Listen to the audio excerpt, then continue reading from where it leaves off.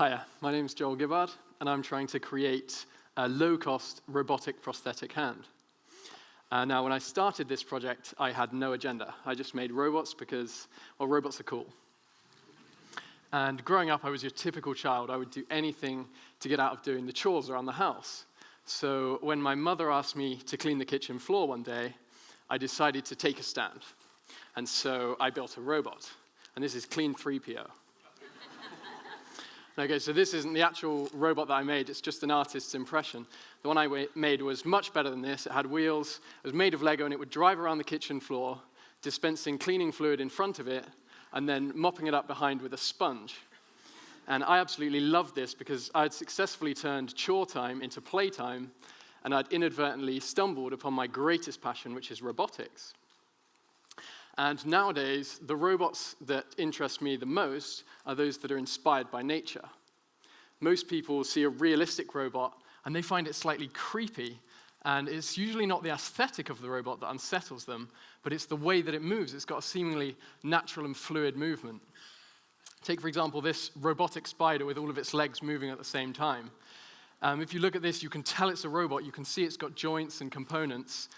But there's something about the way that it moves that almost tricks you into thinking that it's alive. And most people traditionally think of robots as being clunky and jerky, but aren't they best when they're most lifelike? You probably wouldn't think so if you're an arachnophobic, but I would have to disagree with you because for me, the robotics become more interesting and fascinating when they replicate nature. And I think the most natural movement is exemplified by the human hand. To me, this is the most mechanically complex biological system and presents the greatest engineering challenge for robotics.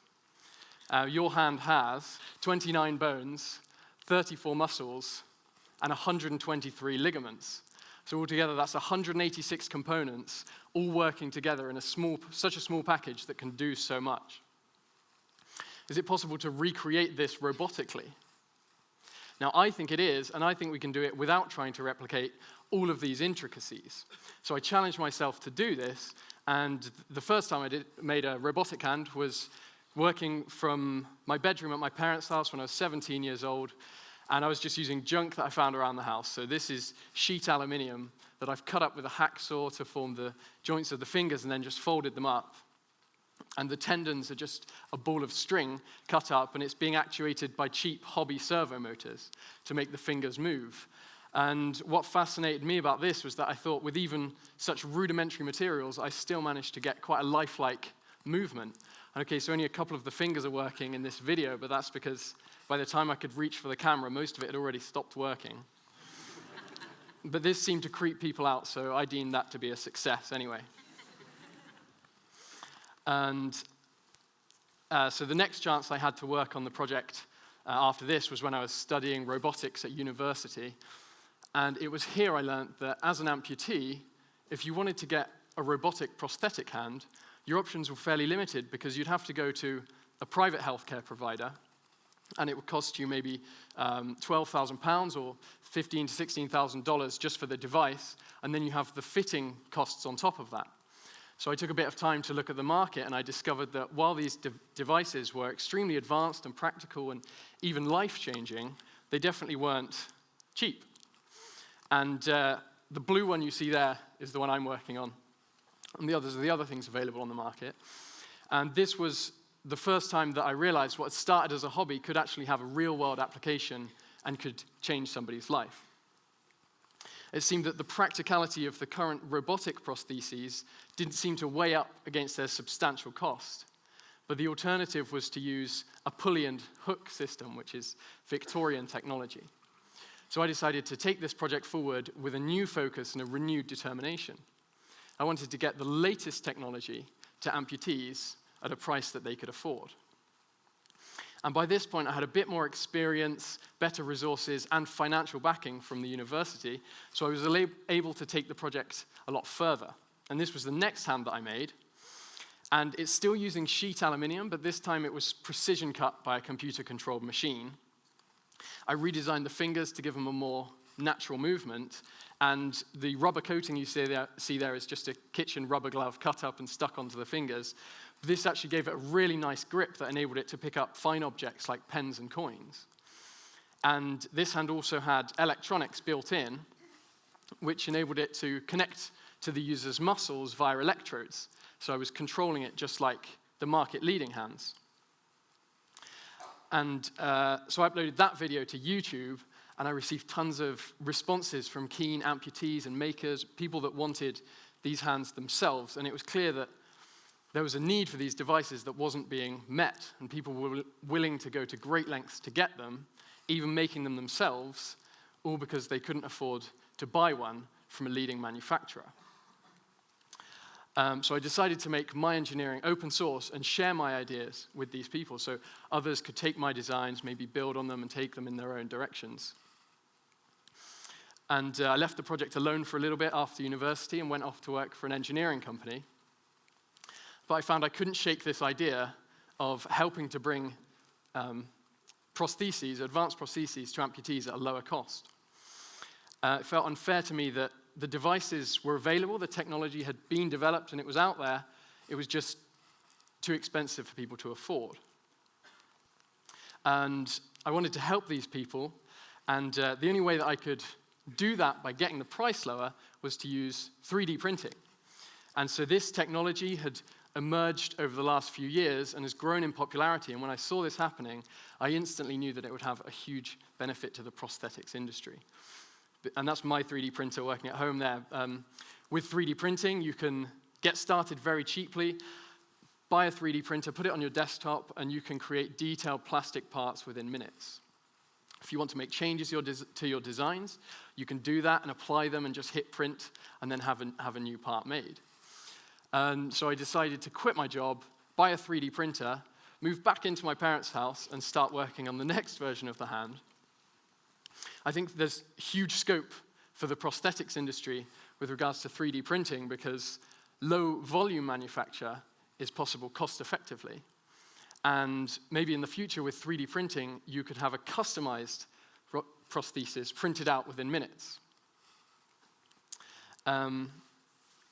So developing the hand, next time I decided to do things a little bit differently. I wanted to use free software for all of the design and development. And I'm keen to show people that you don't need money to do things like this. Software should assist with innovation, not impede it.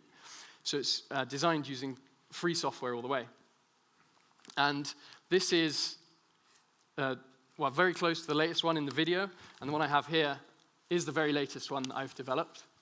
So this is considerably better, I hope, than the other ones that we've seen in the videos, and I can get it moving here. Ironically, only 2 of the fingers are working again, but we'll solve that problem in the next few weeks. But this one has a mechanical compliancy in the joints, which means that it can be knocked or bashed, and they'll just spring back to position. So even though it's using plastic, which is lightweight, it's a lot more robust. It's also got ball bearings in the joints, so it's got a much smoother and more natural movement and will be more robust. And of course, being made from plastic, it's very cheap as well, which is the main thing that we're trying to work on here. And the leading robotic prosthetic at the moment costs around $18,000. And I'm aiming, and I will, sell mine in the future for $1,000. Thank you.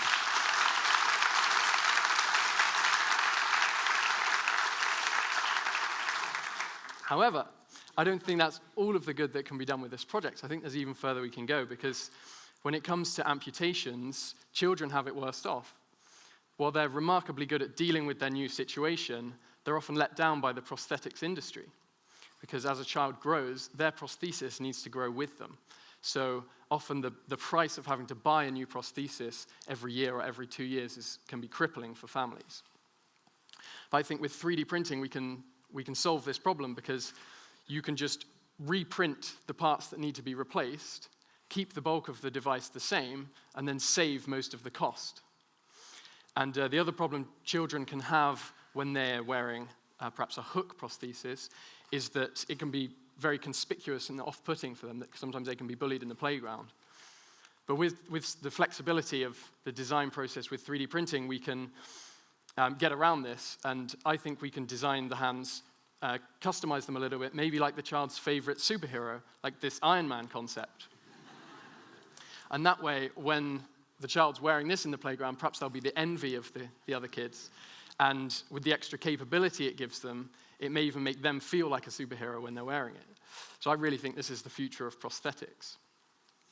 And during this project, I've learned that my only limitation's been my imagination. You should never let a lack of tools, resources, or finances hold you back. The next time a great idea springs to mind, take a leap and make it. You never know where it might lead. I'll leave you with this thought. The next time you're using your hands to do something, whether it's answering your phone or hopefully clapping this talk, take a moment to think about the complex intricacies that enable you to perform even the simplest of tasks.